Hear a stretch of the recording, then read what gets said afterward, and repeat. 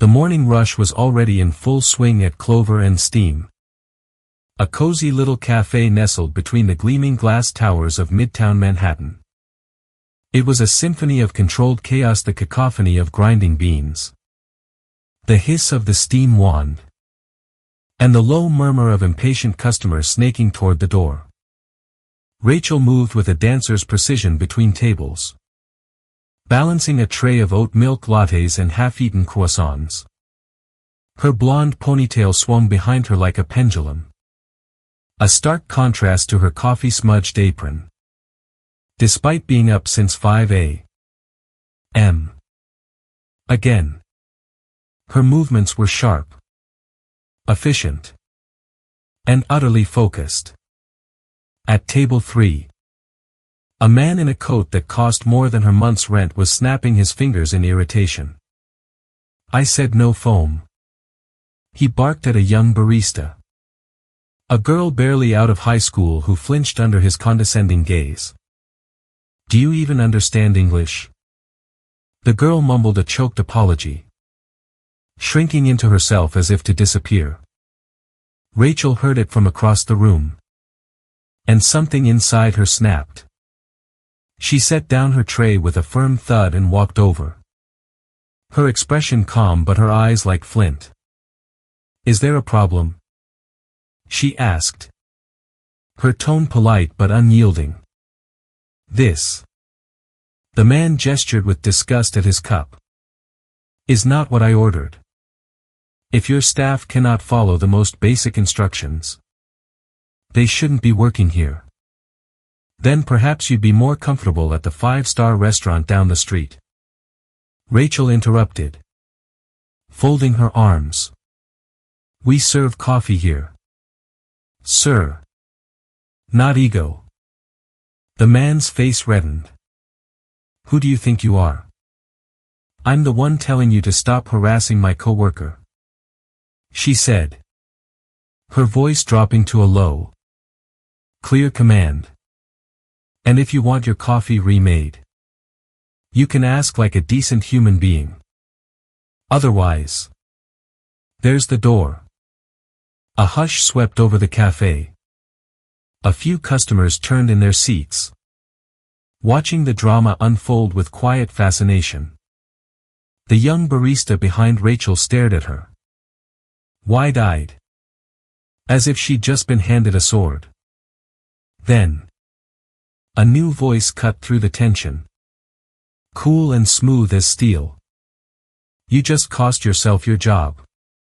Rachel turned to find a tall man in a perfectly tailored coat standing by the counter, an espresso in hand. His eyes were cool and unreadable, his posture effortlessly composed. He was unmistakably out of place in a cafe like this. "And who the hell are you?" she shot back, her jaw tight. The man took a slow, deliberate sip of his espresso. "Tyler Crane." Rachel blinked. "As in Crane Capital? As in Wall Street's youngest shark in a 3-piece suit? The same guy who was on the cover of Forbes last month?" She straightened slightly, a flicker of defiance still in her eyes. "Well then, Mr. Crane, I suppose your morning just got a little more entertaining." He offered the barest hint of a smile. "Or enlightening. You're really going to get yourself fired for defending someone?" "No," he said, stepping closer, his presence commanding the space around him. "But most people in your position would have kept their head down. You didn't." Rachel shrugged, a gesture of casual indifference she didn't quite feel. "Then I guess this place doesn't deserve anyone who has a backbone." Tyler looked at her for a long moment, a genuine curiosity in his gaze. "What's your name?" he asked. She hesitated. "Rachel." He glanced down at his watch.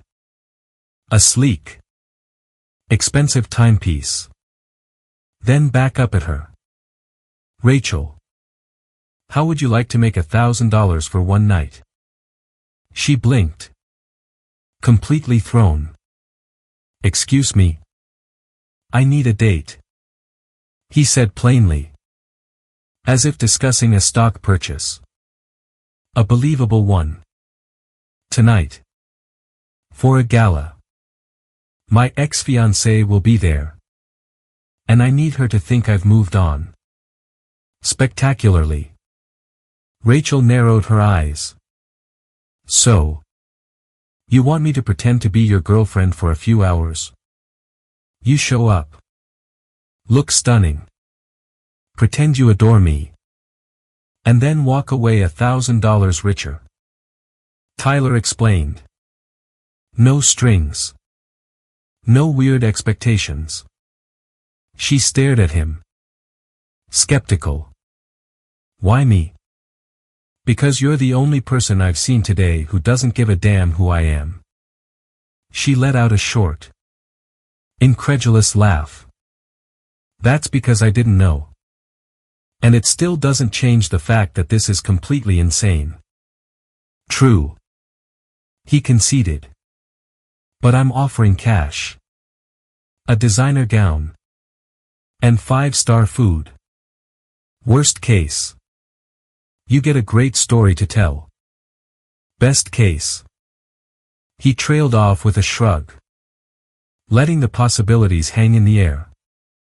Rachel bit her lip. Rent was due. Her roommate had just moved out. Leaving her in a lurch.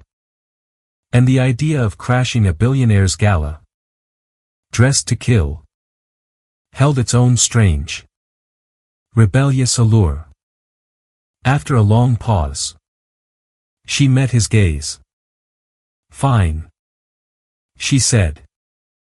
But I want dinner before the show. Tyler smiled. The first real, unguarded smile she had seen from him. Deal. And just like that, the girl who poured coffee in the shadows of Manhattan stepped into a spotlight she never saw coming. The next afternoon, a black town car purred to a stop outside Rachel's modest apartment building. She stepped inside, feeling both profoundly underdressed and wildly overcommit. Reminding herself it was just one night. Just a job. Just a paycheck. The car whisked her to a luxury showroom in Soho. A temple of haute couture where she was immediately greeted by a flurry of assistants. Stylists. Designers. And personal shoppers buzzed around her like a small army. Armed with mood boards and fabric swatches. Tyler arrived 10 minutes later.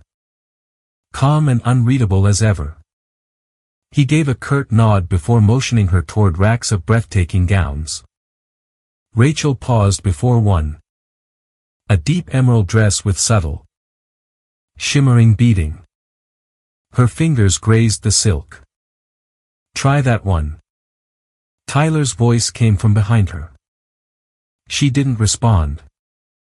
But she took the dress. In the fitting room. She emerged minutes later. Tugging nervously at the waistline. A stylist immediately knelt to adjust the hem.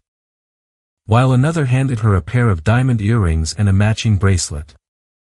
When she turned to look at herself in the full-length mirror, she barely recognized the woman staring back. Tyler stood behind her. Arms crossed. His expression initially clinical. But as his eyes scanned her, the assessment faltered. For a flicker of a second, his cool gaze softened, replaced by something raw and appreciative. He caught himself almost immediately, straightening his posture. Rachel noticed. What? She asked. A half-smirk playing on her lips. Nothing. He said. His voice clipped. It'll work. She gave him a look. Then gestured toward the glittering earrings on the nearby tray. I'm not wearing those. She stated. Tyler raised an eyebrow. They're Van Cleef. I'm not walking into a room full of billionaires wearing something that could pay off my student debt twice over. She replied flatly. I'm just a prop. Remember? That silenced him. One of the assistants coughed nervously. Then turned to Rachel with a polite, strained smile. Would you like to sit for etiquette coaching now? Rachel rolled her eyes but followed her to a small lounge. A former diplomat's wife began schooling her on posture, cutlery, and the art of conversational neutrality. But halfway through the session, the woman paused, blinking in surprise.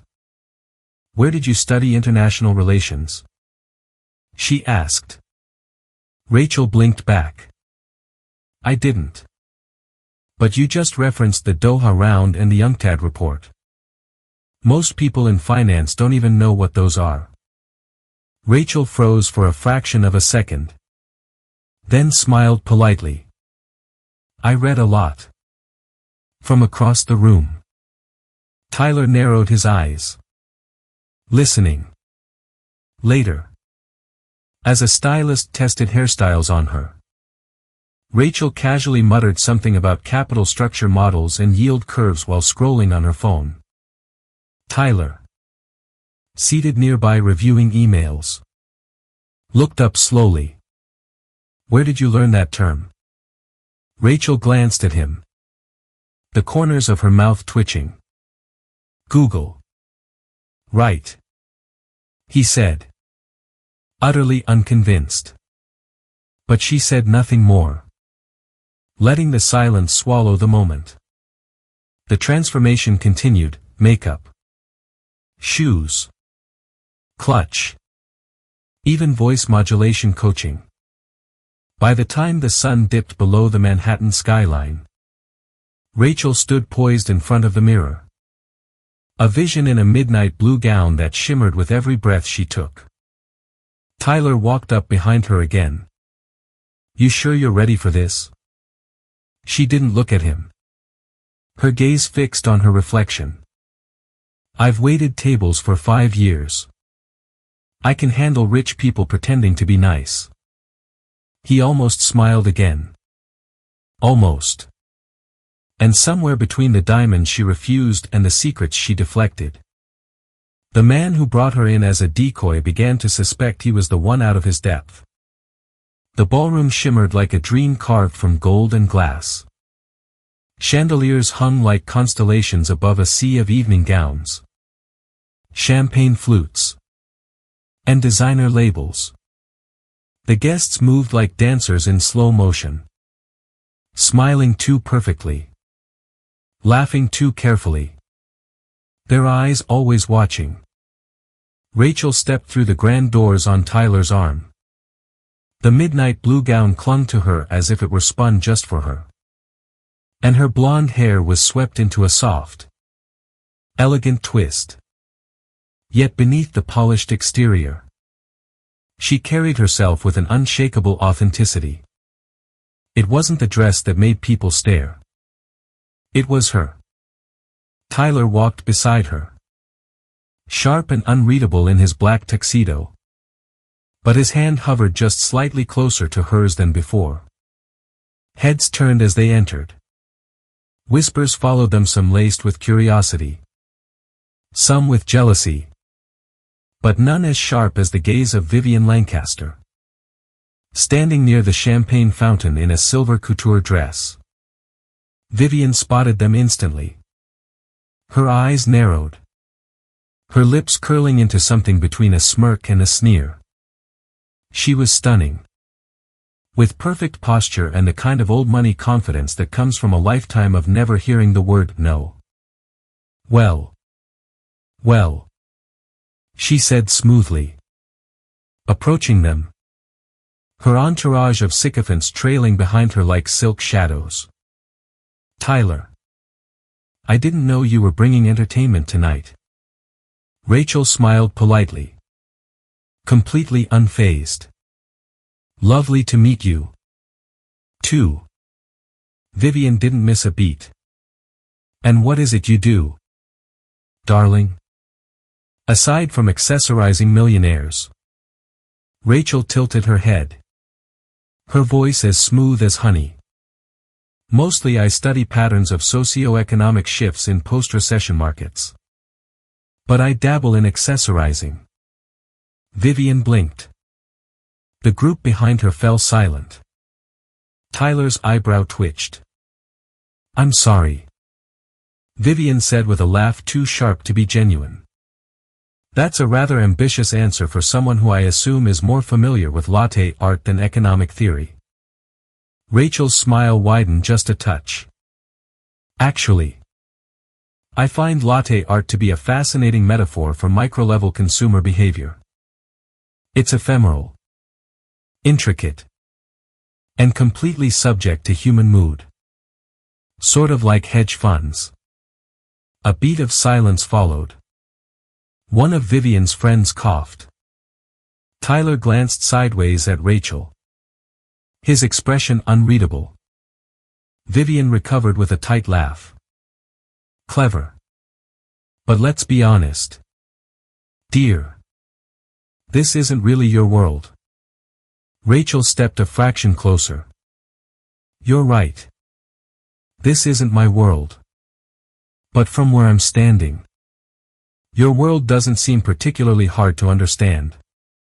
Expensive shoes, thin smiles, and a chronic fear of irrelevance. Vivian's jaw tightened. Tyler turned fully toward Rachel. Watching her now. Not just with curiosity, but with something dangerously close to awe. A man approached. One of the senior partners from a major banking firm. Offering Tyler his hand and glancing at Rachel with interest. Care to introduce us? Tyler opened his mouth. But Rachel stepped forward with calm confidence. Rachel. A pleasure to meet you. Mr. Baring. I've read your recent statement on ESG investment trends. A bold stance on sustainable returns.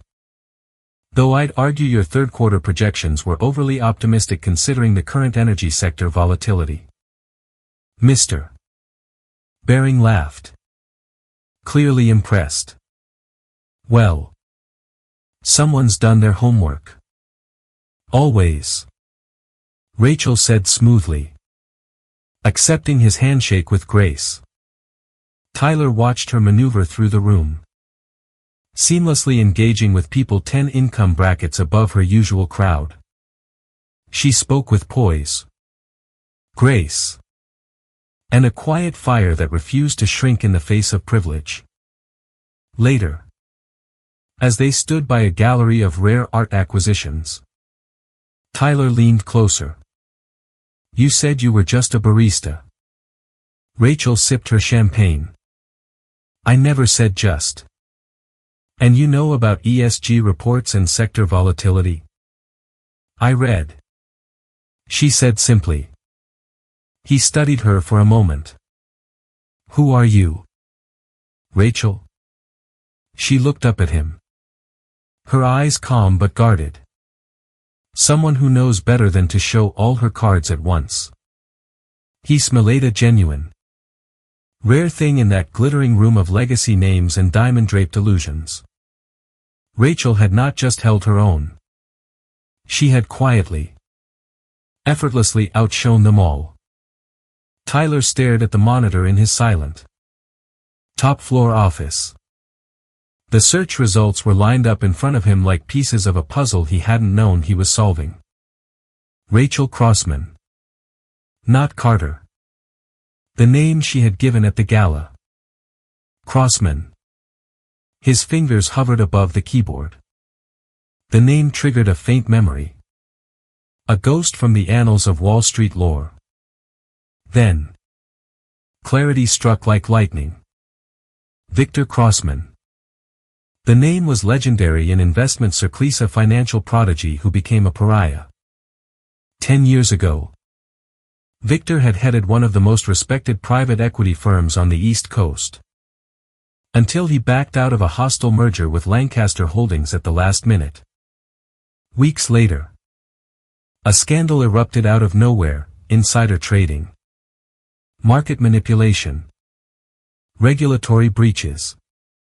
His empire crumbled overnight. No charges ever stuck. But his reputation was annihilated. He disappeared from public life soon after. And now his daughter was serving coffee 3 blocks from Wall Street.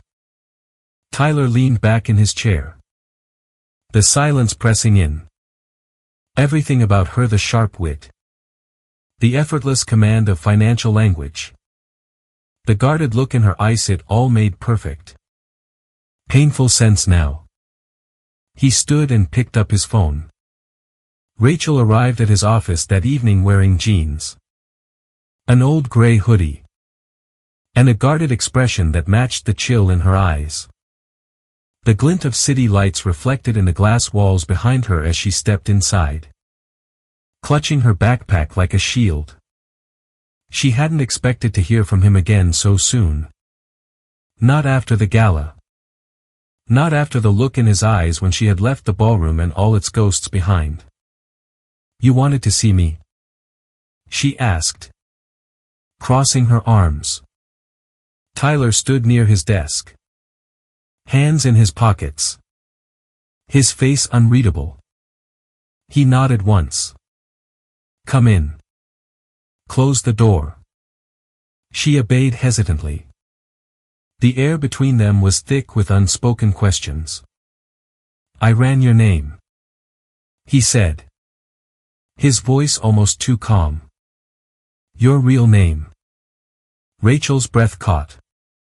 For a moment, she didn't move.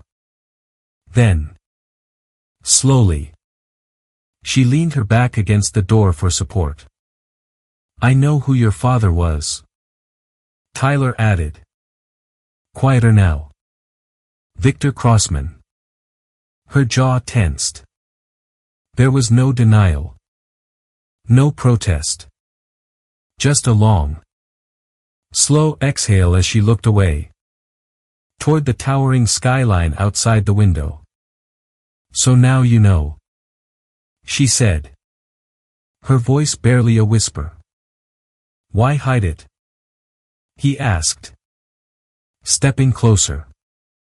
His tone wasn't accusing. It was searching. Rachel turned to him, her eyes clear but tired. "Would you have brought me to that gala if I had told you I was a Crossman?" Tyler paused, a flicker of honesty in his expression. "Probably not." "Exactly." Her arms wrapped around herself as she crossed the room to the window. That name used to mean something. It opened doors. People smiled when they heard it. Then one day, it started closing, every single one of them. Fast. She stood in silence for a moment. Then added, "After the scandal, my father lost everything. His firm. His reputation. Our home. We went from penthouses to basements in a matter of months. And he never really got back up." "Because of the money?" Tyler asked softly. "No," Rachel said, shaking her head. "Because of the betrayal. He trusted people he thought were allies. Business partners. Friends. They used him as a shield. Made him take the fall. The same people you probably play golf with on weekends." He stayed quiet, absorbing the weight of her words. Rachel turned back to him. "I'm not trying to reclaim anything. I'm not here to fix the past or clear a name that no one cares about anymore. I just want to survive. Quietly. Without being pulled back into a world that chews people up and spits them out." Tyler didn't argue.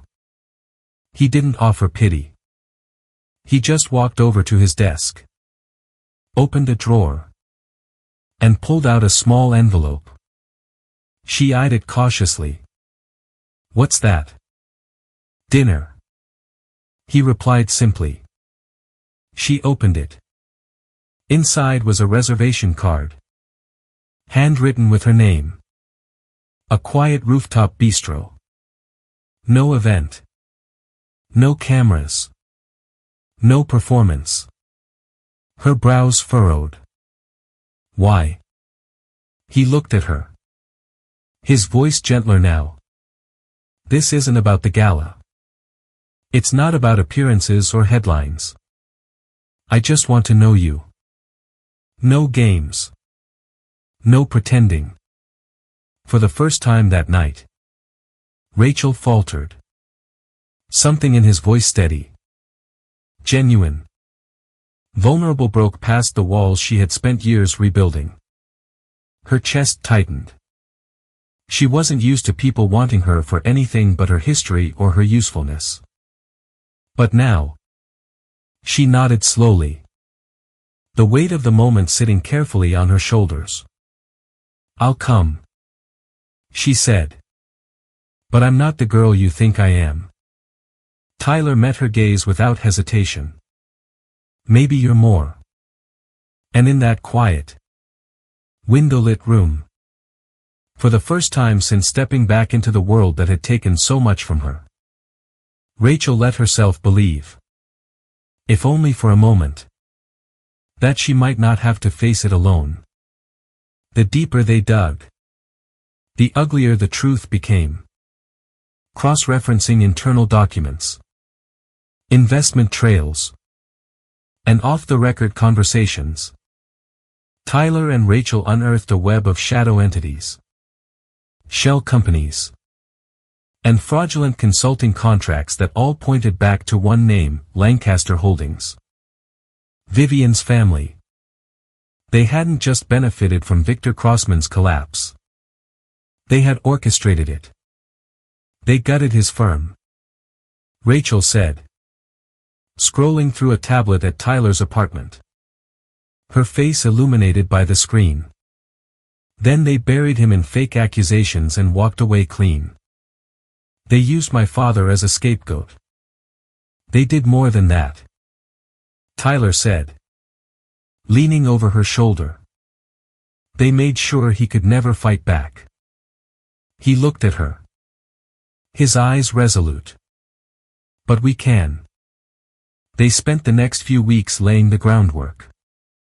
Rachel, with her innate understanding of financial structures, analyzed filings and leak patterns. Tyler used his connections to map out the power structure of Lancaster Holdings, who pulled the strings. And when their target, a high-stakes shareholders gala where Vivian's father would unveil a major merger. A facade for another asset raid. But this time, they would be ready. The plan was bold. Rachel would pose as a financial journalist to gain access to a confidential pre-gala briefing where the company's CFO, Grant Niles, would be present. The goal, get into his unlocked phone for 3 minutes. Extract proof of the collusion. And expose the paper trail connecting Lancaster to the Crossman collapse. You'll have 3 minutes. Max. Tyler warned her. If they catch you. I know. Rachel said, her voice firm. But I'm done being afraid. The Lancaster Tower was an imposing monument of glass, steel, and arrogance. Rachel entered the private lounge, dressed in a tailored blazer and heels that clicked with a confidence she fought to feel. Her press badge read, Claire Weston. Financial Pulse, name borrowed from a defunct blog Tyler's legal team had revived for this very moment. Inside, executives chatted over cocktails. At the far end of the room, Grant Niles sipped whiskey, scrolling through his phone. Rachel moved carefully, joining a small conversation circle, letting herself drift closer. When he set his phone down on the bar to refill his glass, She made her move, sliding it from the polished surface. She turned her body slightly away and activated the data siphon Tyler had installed on a modified flash drive. 2 minutes. She muttered to herself, her heart pounding against her ribs. Miss Weston. Is it? A voice said behind her. She turned to see a middle-aged VP eyeing her curiously. I don't believe we've met. What publication are you with again? Rachel forced a smile. Financial Pulse. We specialize in trend analyses. The man blinked. Funny. I thought that site shut down years ago. Her stomach dropped. Grant Niles turned, his eyes narrowing. Then, chaos. Tyler burst into the room. Disheveled, flushed, and staggering dramatically. There you are. Darling. He slurred loudly, stumbling toward Rachel. You left me in the elevator with the pianist. Everyone turned. Tyler wrapped an arm around Rachel's shoulders, grinning like a man who had started drinking hours ago. My fiancée, he announced proudly, planting a sloppy kiss near her cheek. Can't take her anywhere without her flirting with the finance nerds. The room chuckled awkwardly. Grant reached for his phone, but Rachel had already slid it back onto the bar. She smiled tightly. Playing along. I was just networking. Sweetheart. Tyler nodded, wobbling theatrically. Networking. Right. Time to go before you start explaining derivatives again. He steered her out of the room, weaving a little for effect. Only when they reached the elevator did he drop the act. His voice low and sharp. Did you get it? Rachel opened her clutch and handed him the flash drive. Every email. Every transaction. Everything. He looked at her. Pride and something deeper flashing in his eyes. You were perfect. She exhaled, her hands still trembling slightly. Let's bring them down. And for the first time since her father's name was destroyed, Rachel didn't just want justice. She was ready to take it. The lines had blurred. What started as a performance now felt dangerously close to something real. The long glances that lingered a second too long. The shared silences that felt more intimate than conversation.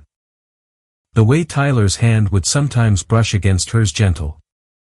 Accidental. But not unintentional. But the echo of how it all began still haunted her. Everything between them had started with a lie. She sat beside him in the back of the car, the night silence pressing in. In her lap, the decrypted files from Grant's phone glowed faintly. Spreadsheets and emails. A timeline of betrayal. But her mind wasn't on any of it. Tyler wasn't looking at the data. He was watching her. You okay? He asked softly. Rachel didn't look up. Tired. She replied, her tone flat. You know. He said, his voice lower now. You never have to pretend with me. She closed the laptop. That's the problem, Tyler. I don't know when I'm pretending anymore. He didn't respond right away. After a long pause, he spoke to the driver. Can you take a detour uptown? 20 quiet minutes later, the car pulled up outside a small, gated cemetery. Soft, slow flakes of snow had just begun to drift down through the lamplight. Come on, Tyler said gently, opening her door. She followed him silently through the narrow paths.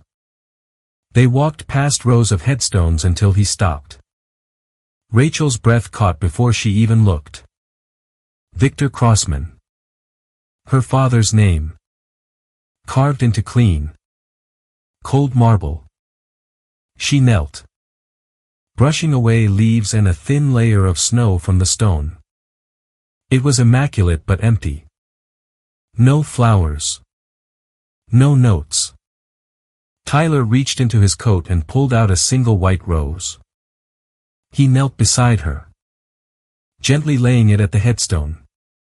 Then, in a voice barely above a whisper, he said, "He raised a woman the world doesn't deserve." Rachel's throat tightened. Her eyes burned. But she did not cry. She had cried enough. "You didn't have to do this," she whispered.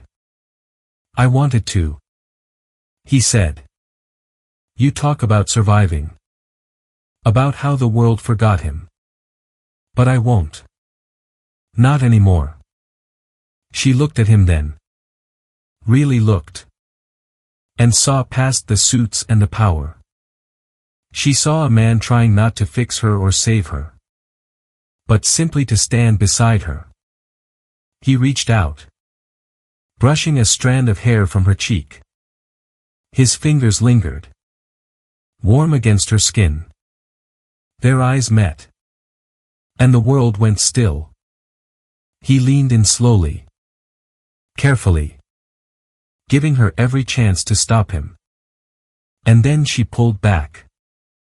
"I can't," she whispered, her voice breaking. Tyler blinked. Confused but respectful. "Rachel, I've already lost everything once," she said, hugging her arms tightly. "If I let this be real, and then I lose it, too." He didn't move. Didn't argue. He simply nodded, a shadow crossing his face. They left in silence, walking side by side but miles apart. Something fragile had been uncovered between them, real and raw and terrifying. Not erased. Just waiting for one of them to be brave enough to reach for it again.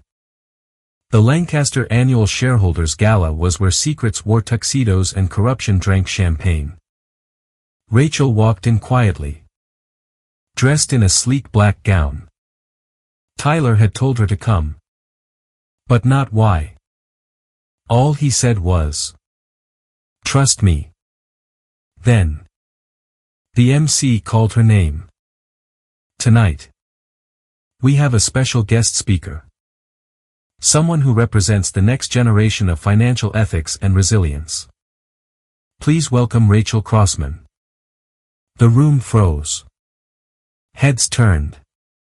A collective gasp rippled through the hall. For a heartbeat. Rachel stood rooted to the floor before she began to walk toward the podium. Her heels clicking against the polished marble like a countdown. She caught Tyler's eyes across the room. He gave the slightest nod. He had opened the door. Now it was hers to walk through. "Good evening," she began, her voice calm and steady. "My name is Rachel Crossman. I am the daughter of Victor Crossman." She let the name hang in the air. 10 years ago, my father was destroyed by a system he helped build. Not by accident, but by design. He trusted the wrong people in this very room. And when he refused to play dirty, they made him disappear. She reached into her clutch and pulled out a slim tablet. With a single swipe, the projector behind her lit up with financial records. Internal emails. Leaked data. Over the past several months. With the help of some determined allies, I uncovered the paper trail tying Lancaster Holdings to fraudulent shell companies. Insider deals. And asset manipulation that deliberately targeted my father's firm. Vivian stood slowly. Her face pale. This is outrageous. Rachel turned to her. Her eyes like ice. You might want to sit down. Vivian. The SEC is already reviewing this data. And your family's name is on every single transaction. Vivian looked at her father, who was already stepping away, whispering furiously into his phone. Rachel turned back to the audience. This isn't about revenge. It's about truth. My father died with the world believing he was a failure. Tonight, that lie ends. She stepped away from the podium as the room exploded. Cameras flashed. Reporters surged forward. Tyler met her at the side of the stage. You did it, he said, his voice thick with pride. Rachel nodded, her breath shaking. We did it. Within hours. The headlines hit every major outlet. Heiress exposes billion-dollar scandal. Lancaster Holdings under federal investigation. Rachel Crossman was no longer a girl from a coffee shop. She was a storm they had all underestimated. In the weeks that followed, Rachel's name lit up every news feed in finance. She was hailed as fearless, brilliant, and impossible to ignore. Job offers flooded in. But she declined them all. Instead, she spent time in quiet reflection, rebuilding the peace that had been stolen from her, and mourning her father in a way she never had before. One afternoon, Tyler invited her to the Crane Capital headquarters. He walked her into a sleek, glass-paneled corner office with a breathtaking view of the skyline. The nameplate on the door was blank. Is this? She began. Yours. If you want it. He said. Strategic partner. You'd help shape every major acquisition. You wouldn't work for me. You'd work with me. Rachel turned to him. A flicker of the old uncertainty in her eyes. Why me? He stepped closer. Because I've watched you walk into rooms and change the energy. Because you're not afraid of the truth.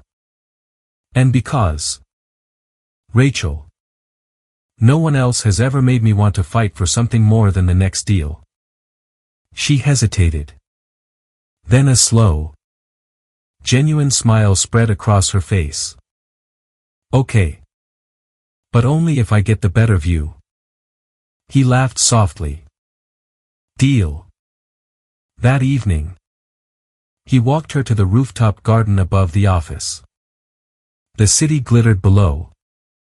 A sprawling galaxy of lights. The air was crisp and quiet.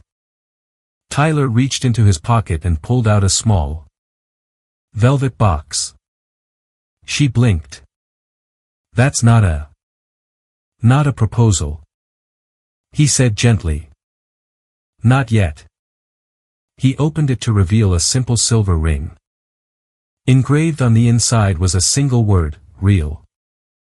This time, he said, his voice full of a warmth that chased away the last of her fears. No pretending. I don't want a fake date. I want the girl who walked in and turned my world upside down. Rachel's breath caught. She reached for the ring, her fingers trembling slightly as she slid it onto her finger. It fit perfectly. I'm not going anywhere, she said. But I'm still not wearing Van Cleef earrings to get coffee. He smiled, drawing her close. Then I guess I'll have to adjust. A year later, at another gala, in another ballroom, the whispers were different. Is that her? She's the one who brought down Lancaster. That's Rachel Crossman, Crane's partner. They say she's the sharpest mind on the street. The real deal. Rachel moved through the room in a deep burgundy gown. Her hand held firmly in Tyler's. Her presence radiated a quiet, unshakable strength, not because of the dress she wore or the man she stood beside, but because of the woman she had fought to become. They didn't see a girl from a coffee shop. They saw a woman who chose truth over fear, and integrity over illusion. And this time, when Tyler looked at her, there was no calculation in his eyes. There was only certainty. Only pride. Only love. Not the performative kind, but the kind forged in honesty and battle. The kind that comes from real beginnings. Together. In a world built on illusion. She had become the most powerful thing you could be, real. Rachel Crossman didn't just rewrite her father's legacy. She had reclaimed her own. If this story of resilience moved you, if it made you believe in second chances, quiet courage, and the kind of love that starts where lies end, please show your support by liking, sharing, and most importantly, subscribing to Soul-Stirring Stories. Here, we believe that our past doesn't have to define our future, and that everyone has a powerful story waiting to be told. Join our community and let's keep celebrating the tales that stir the soul. Until next time, keep believing in the unexpected. Because sometimes the person with nothing to lose becomes the one who has everything to give.